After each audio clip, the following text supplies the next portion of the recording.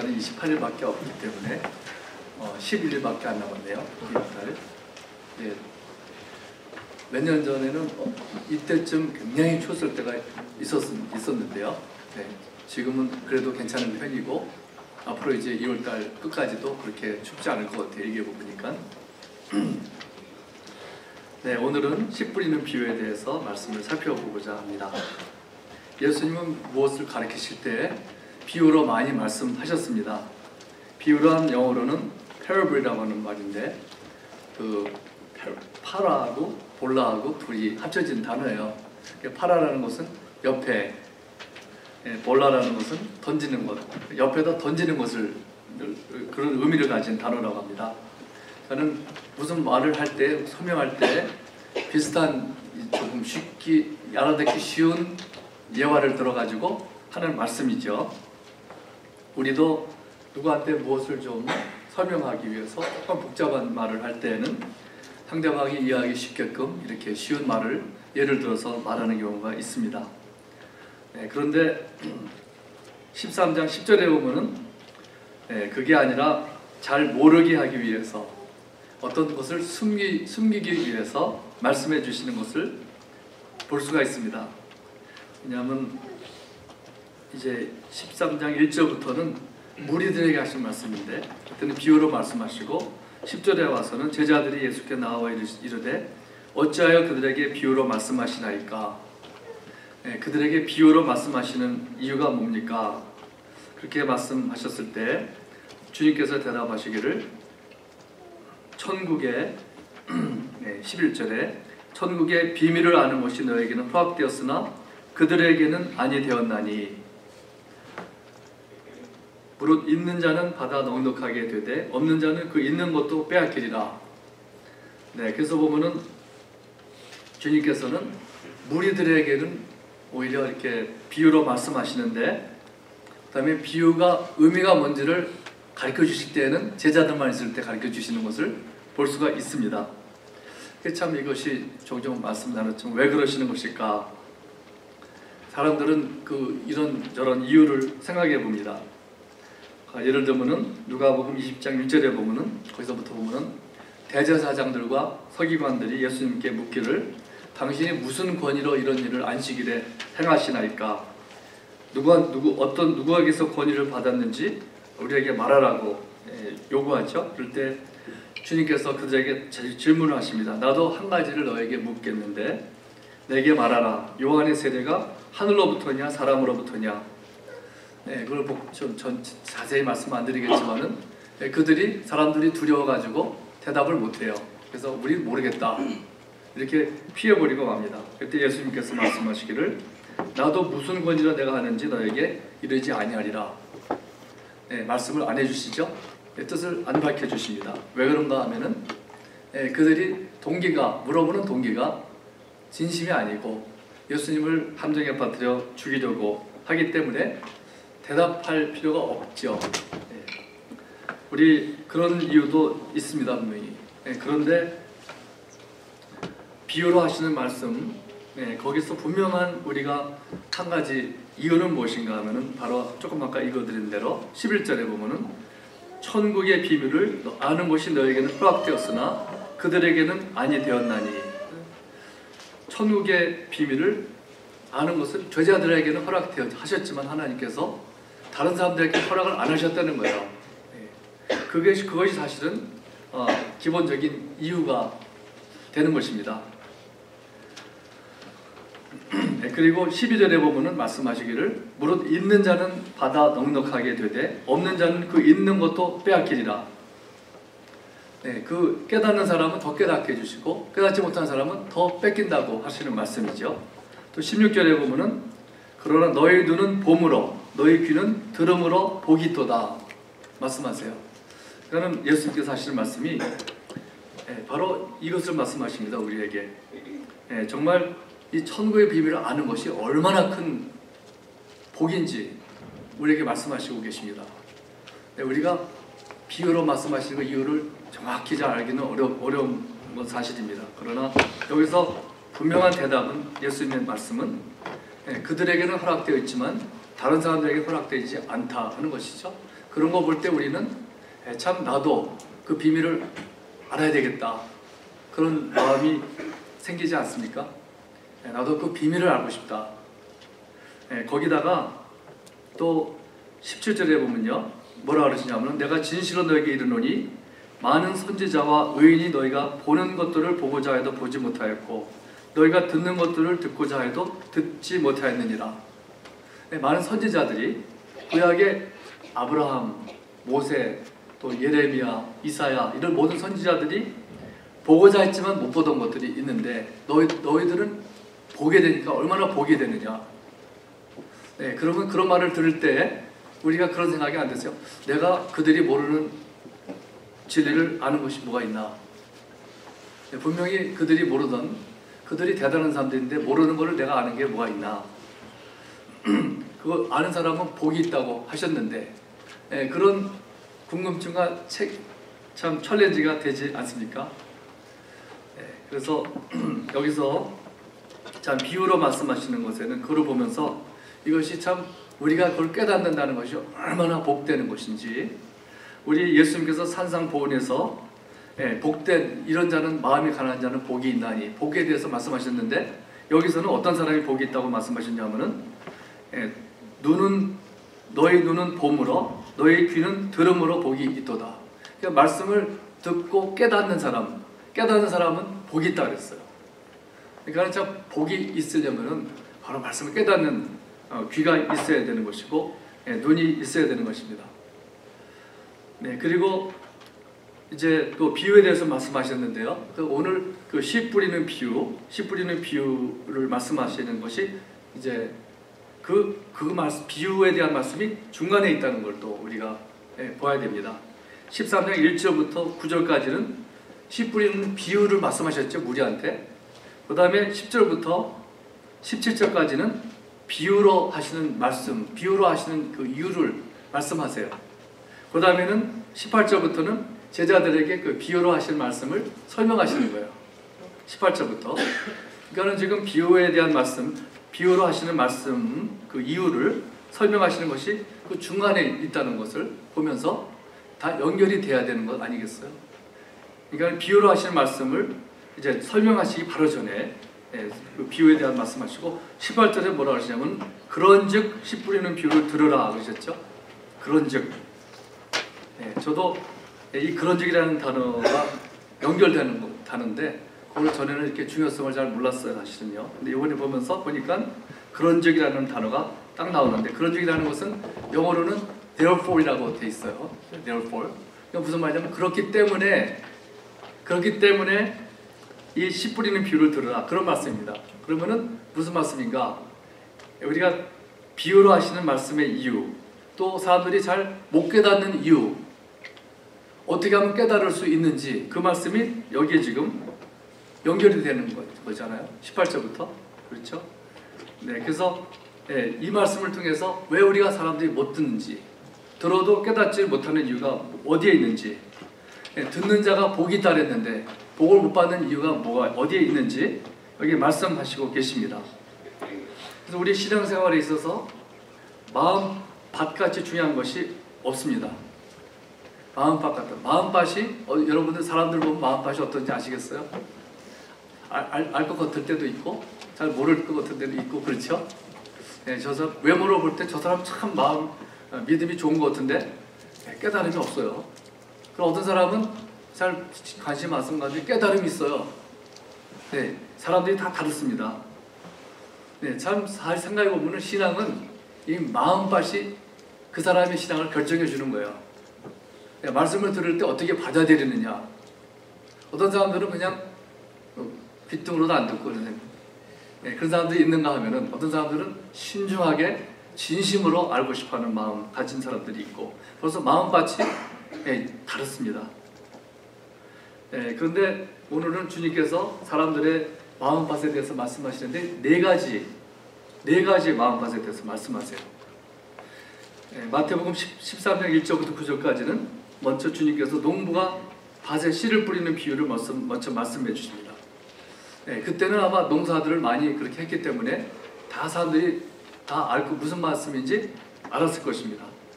그러나 지금은 특별히 서울에서만 사셨던 분들은 그걸 보신 일이 별로 없을 것 같아요. 저는 시골에서 옛날에 살았기 때문에 길가라 그러면 뭔지 좀 아는데, 여기 미국에서 길가라 그러면은 세멘트이기 때문에 너무 다르죠? 그러나 시골에서는 길가 그러면은 어떻습니까? 알죠, 뭔지? 그때는 이제 지금은 씨를 심는다 그러면은 우리 옥수수를 심죠, 여기 콩도 심고. 그러면 이제 보셨는지 모르겠어요.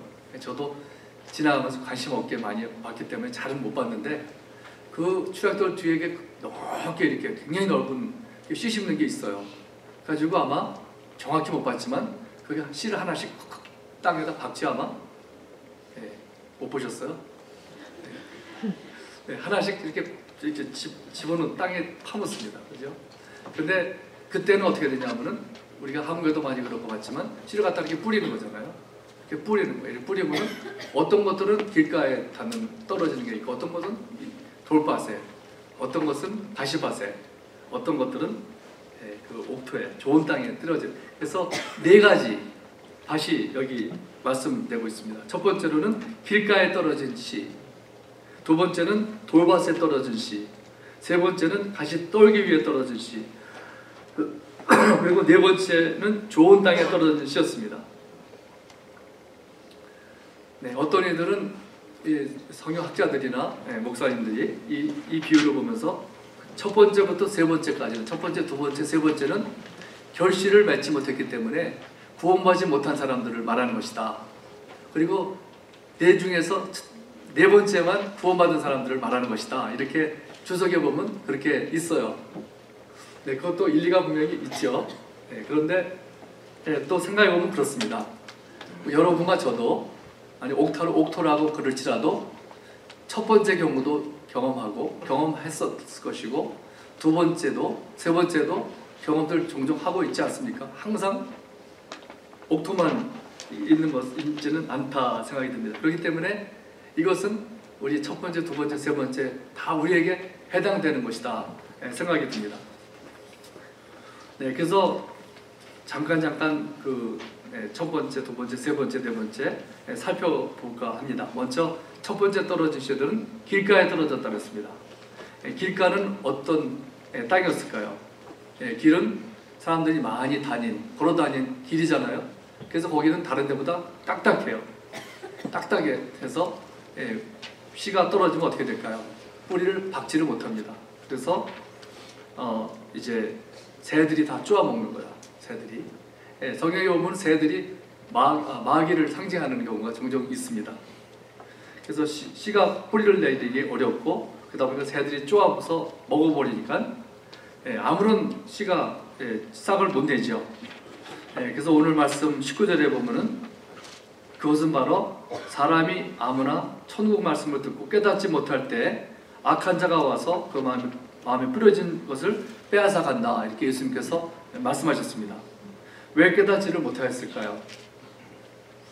많은 사람들은 보면은 어떤 잘못된 고정관념을 가지고 있습니다. 우리가 며칠 전에 요나가 물고기 뱃속에 사흘 동안 있다가 다시 사흘 만에 나왔다는 말씀을 들었는데, 사실은 제가 말씀드렸지만 신학교에서 보면은 많은 자유적인 신학교에서는 그걸 전혀 안 믿어요. 그런 걸 믿는 사람은 아주 조롱거리가 돼요. 그래서 신학교도 잘 가야지. 근데 슬프게도 많은 신학교들이 그걸 안 믿는 것 같아요. 그래서 그런 말이 나오면은 과학으로 설명하려고 자꾸만 애를 씁니다. 그래서 홍해를 건넌 것도 그런 말씀이 나오면 그걸 어떻게 믿느냐, 지금 그거는 설명하려고 애를 써요. 그래서 뭐 얕았다든지 그거는 뭐 500년에 한 번씩 바람이 부는 뭐 그런 거라든지, 또 뭐 5,000명을 먹이는 것도 그것도 막 설명을 하려고 그러잖아요. 기적을 갖다가 그대로 믿지 않고 어떻게 설명합니까? 그 애가 음식을 꺼내니까 다른 사람도 다 가지고 있다가 감동이 돼가지고 꺼내놨다. 그것도 기적이다. 뭐 이렇게 말하죠. 그런데 그건 진짜 기적이 아니죠. 성경에서 하시는 말씀의 기적이 아니죠. 그래서 요나 물고기에 대해서 그런 스토리를 하면 많은 사람들이 여러분들이 학교에 가시면은 그런 얘기하면 아마 조롱받을 거예요, 그죠? 그걸 아직도 믿느냐고. 네, 그런데 예수님께서는 그거를 사실로 그냥 받아들이시는 것을 우리 마태복음에도 여러 복음서에도 볼 수가 있습니다. 그런데 그런 거 갖다가 그런 걸 딱 이렇게 마음에 안 믿고 들어가면은 그러면 다른 말씀이 맥혀지지 않아요. 그게 고정관념적인 것입니다. 또 어떤 사람들은 하나님은 사랑이라고 하시는데 많은 아이들이 굶어 죽고 있는데 그게 말이 되느냐? 뭔가 아니다. 이런 것이 딱 그렇게 마음에 걸리면은 이게 믿음이 자라지 않고 깨달음이 있을 수가 없습니다. 또 어떤 사람들은, 많은 사람들은 교회에 가서 어떤 사람들을 보고 실망해가지고 마음이 다쳐가지고 교회를 오랫동안 안 갔다 오는 사람들이 많아요. 많이 볼 수가 있어요. 저 며칠 전에도 한 사람 얘기를 그렇게 들었습니다. 그러다 보면은 수년 동안 교회를 안 가고 하나님과 담을 만들고 사는 것입니다. 어떤 사람들은 예수를 믿는 사람들은 모자라는 사람이라는 이런 의식을 가지고 있습니다. 누구의 말을 들어가지고 그의 마음에 새겨져 있어가지고 그러다 보면은 참 복음이 들어가지 못하는 것입니다. 그래서 복음이 그 사람의 마음에 떨어졌을 때 깊이 새겨지려고 하기 전에 사탄이 뺏어가 버리는 것입니다. 사탄은 참 우리를 이렇게 저렇게 복음을 못 받게 해요. 전에도 제가 말씀드린 것처럼 제가 중학교 다닐 때, 중학교 때 그때 참 왜 그런지 주일날만 되면 그냥 졸려요. 교회만 오면은 졸리고 피곤하고 말씀이 들어오질 않고 그렇습니다. 그게 참 사탄이 주는 생각이고 잡념을 갖게 하고 딴 생각을 하게 되고 성경을 읽을 때 딴 생각이 왜 이렇게 많이 납니까? 그게 다 참으로 방해하는 있기 때문입니다. 그러다 보면 결과는 복음의 씨가 그의 마음밭에 자리를 잡지 못합니다.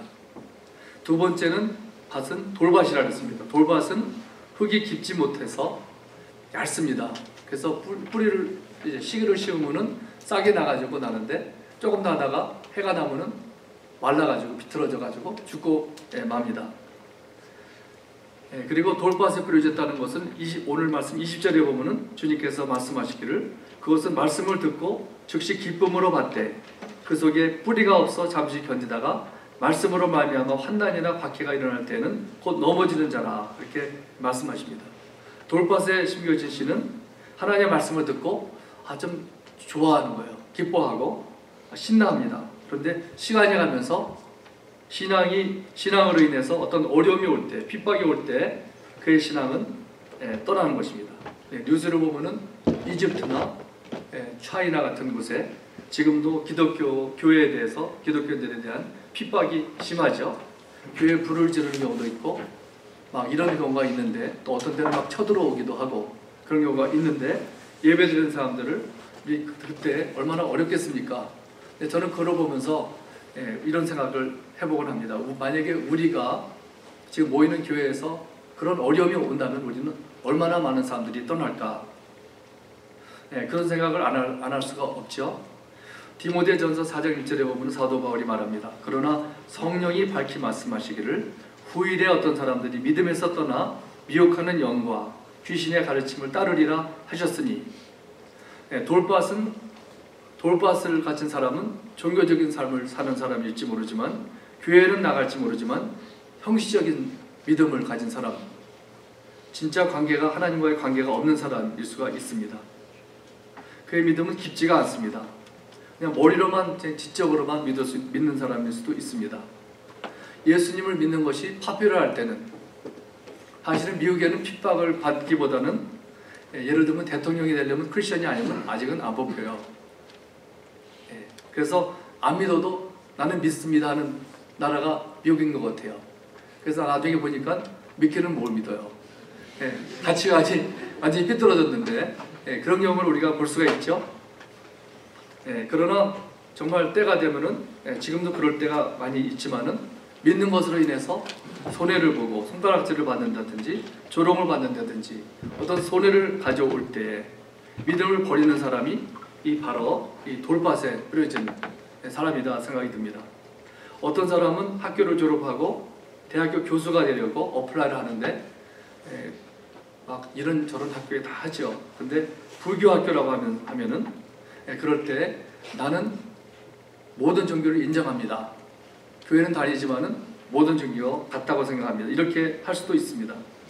유리한 대로 그때만 요때만 좀 눈 감아주면 되겠다 이런 생각을 하는 사람들이 있을 것입니다. 또 말세가 되면은 내가 기독교인이라면 그 믿음으로 인해서 직장을 얻는 것이 힘들 수가 있습니다. 그런 때에 돌밭에 밭을 가진 사람은 그의 신앙이 잠시 견디다가 어려움이 올 때 넘어지는 사람이라는 것입니다. 세 번째 밭은 가시떨기 밭에 떨어진 씨라 그랬습니다. 가시떨기라는 것은 NIV에는 뭐라 그러냐면은 다른 영어도 거의 다 그렇게 번역하는데 Other seed fell among thorns라고 그랬어요. 그러니까 가시밭인데 Other seed라고 하면 잡초죠. 잡초가 얼마나 많이 나는지 해본 분은 아시죠? 네, 이게 뭐를 심었는데 잡초가 더 빨리 나요. 네, 그리고 어떤 데는 저 어저께 가라지에 대해서 우리 좀 말씀드렸지만은 생기게 똑같이 생겼어요.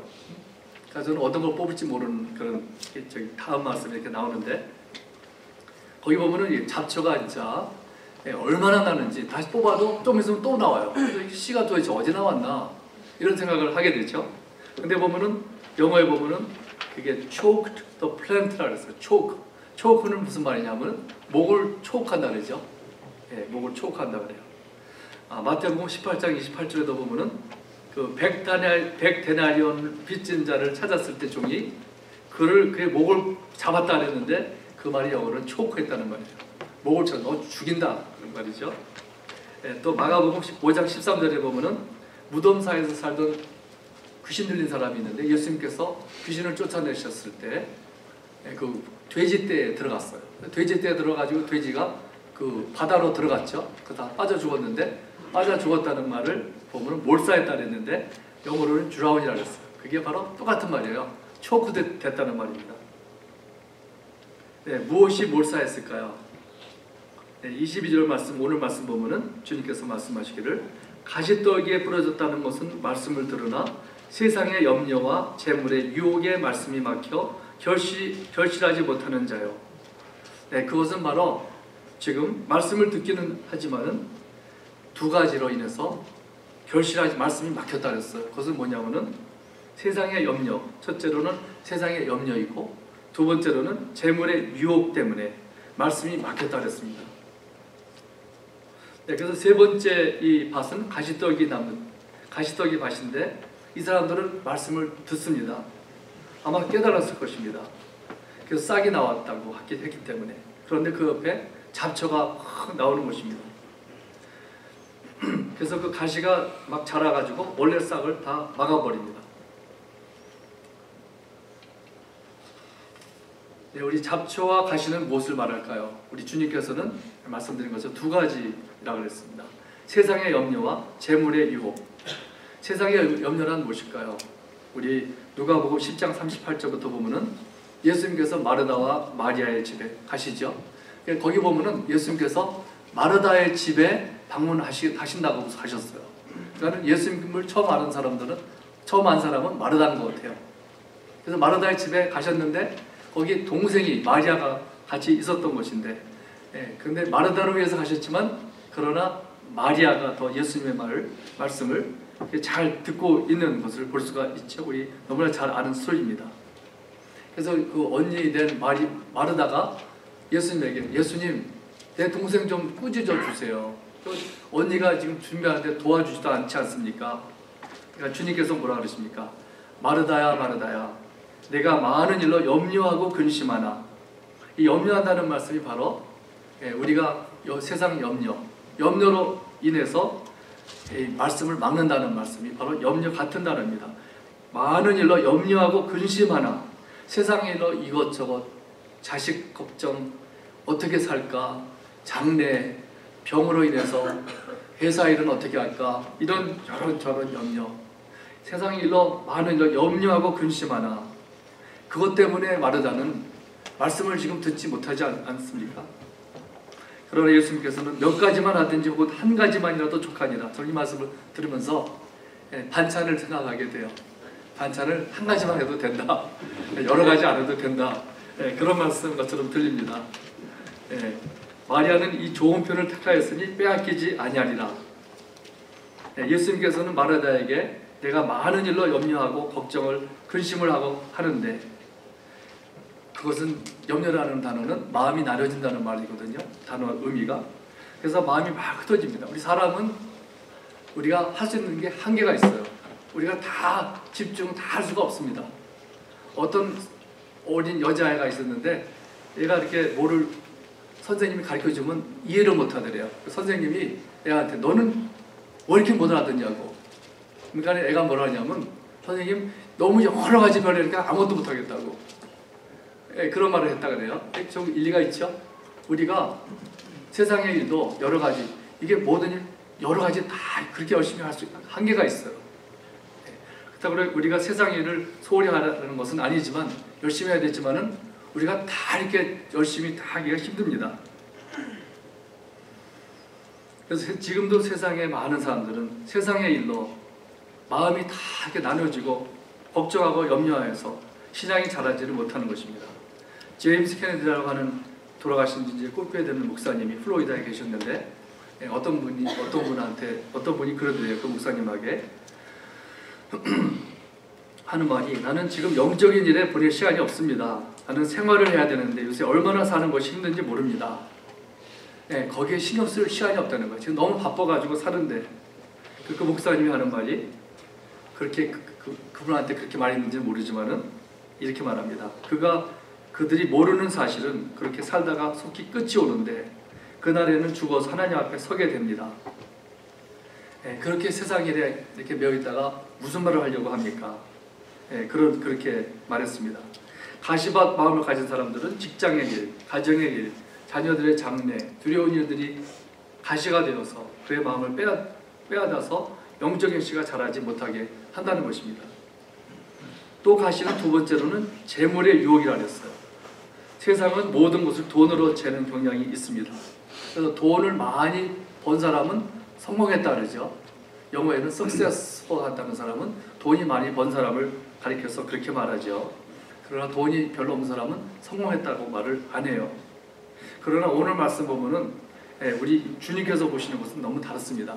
바로 아까 말씀드린 것처럼 보는 눈을 가진 사람, 듣는 귀를 가진 사람은 복이 있도다. 우리가 바로 사실은 복이 진짜 있는 사람은 말씀을 보고 깨닫는 사람이다. 그러므로 누구의 말이 맞을까요? 정말 복이 있는 사람은 주님의 말씀을 얘기하면 바로 말씀을 듣고 깨닫고 하는 사람. 그래서 우리가 우리 자식들도 정말 복이 있기를 원하신다면 돈을 많이 벌어 성공하는 것이 원하는 것이 아니라, 그것이 복이 있는 것이 아니라 정말 말씀을 듣고 깨닫는 귀를 달라고 하는 것이 바로 복 있는 사람입니다. 그러니까 우리가 두 가지가 다 맞을 수가 없잖아요. 우리가 둘 중에 하나 결정해야 되는 것입니다. 어떤 것이 정말 나의 마음에 성공한 사람인가. 그러나 세상 사람들은, 많은 사람들이 분주하게 돈을 벌려고 목적을 가지고 살잖아요. 열심히 살아야죠, 물론. 그런데 그것이 이제 좀 이렇게 절제해야 됩니다. 그러니까 세상의 일도. 그래서 우리가 보통 세상에서는 돈을 벌려고 열심히 사는 것은 일을 많이 하는 것, 사람이 뭐라 하는 사람이 별로 없어요. 그거 당연한 것이라고 생각하지만은 우리 하나님 말씀에서는 좀 다릅니다. 디모데전서 6장 9절에 보면은 사도 바울은 말하기를, 부하려 하는 자들은 시험과 올무와 여러 가지 어리석고 해로운 욕심에 떨어지나니 곧 사람으로 파멸과 멸망에 빠지는 것이라. 부하려고 하는 것. 영어로는 love of money, 돈을 사랑하는 사람은 시험과 올무와 여러 가지 거기에 빠진다 그랬습니다. 또 결국은 파멸과 멸망에 빠지게 하는 것이다. 이 말씀이 옳을까요? 세상의 말이 옳을까요? 한번 이렇게 좀 이렇게 살펴보세요. 어떤 것이 옳은지. 또 돈을 사랑함이 일만 악의 뿌리가 되나니 이것을 탐내는 자들은 미혹을 받아 믿음에서 떠나 많은 근심으로써 자기를 찔렀도다. 돈을 사랑하는 것이 모든 악으로 인도한다는 것입니다. 네, 그렇게 되면은 그의 신앙이 파멸되고 멸망에 빠진다, 이렇게 사도 바울은 말하고 있습니다. 네, 왜 사람들이 돈을 그렇게 사랑하고 돈을 쫓을까요? 네, 그것은 어떤 마음을 가지냐면 내가 돈이 조금만 있으면 편안하고 행복해질 거라고 믿기 때문에 그런 미혹에 빠지는 것인데 그것은 사탄의 거짓말입니다. 네, 그러나 하나님 말씀에서는 우리가 하나님의 나라와 그 의를 구하면은 내가 필요한 거 다 채워주시게 돼 있어요. 하나님의 나라와 그 의만을 구하면은 필요한 거 채워주시고 참 만족, 참 행복을 주시는 것입니다. 네, 그래서 바로 세상의 염려와 재물의 유혹이 우리의 믿음을 자라지 못하게 하고 열매를 맺지 못하게 한다고 말씀하고 있습니다. 또 오늘 말씀 마지막으로 네 번째 말씀 보면은 23절에 좋은 땅에 부러졌다는 것은 말씀을 듣고 깨닫는 자니 결실하여 어떤 것은 100배, 어떤 것은 60배, 어떤 것은 30배가 되느니라 하시더라. 바로 좋은 땅에 떨어지시는 그 마음은 어떤 것입니까? 하나님의 말씀을 집중해서 듣고 깨닫는 사람입니다. 어떤 사람이 이런 복을 받을까요? 하나님께서 하나님을 사랑하고 간절히 진심으로 사랑하고 하나님을 알고자 하는 마음 가진 사람, 그를 사랑하기 때문에 또 하나님은 사랑이시라 했는데 내가 그걸 하나님의 사랑이시 그 사랑을 알기 원합니다. 하나님의 복음 이것을 정말 알기를 원합니다. 그래서 내가 알고 깨닫고 우리 자식들에게도 우리 주위 사람들에게도 그를 가르쳐주기 원합니다. 이런 마음을 가진 사람, 사모하고 말씀을 귀하게 여기고 중요하게 여기는 사람, 진심으로 하나님을 찾고 참 알기를 원하는 사람, 간절한 마음을 가진 사람, 이런 사람에게 하나님께서 말씀을 깨닫게 해주시고 참 아까 말씀 본 것처럼 천국의 비밀을 아는 것이 허락된 사람이 있다 그랬는데 어떤 사람에게 허락되었을까요?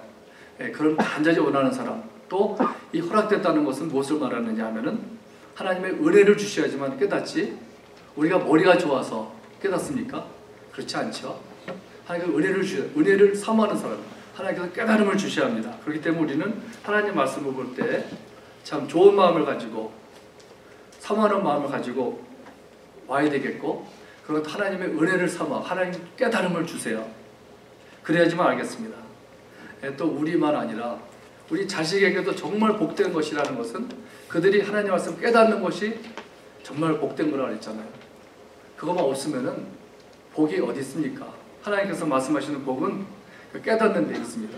그렇기 때문에 우리 여러분들 자녀들을 위해서 정말 복 받기를 원하시면은 정말 이런 깨닫는 복을 달라고 기도해야 합니다. 기도하겠습니다.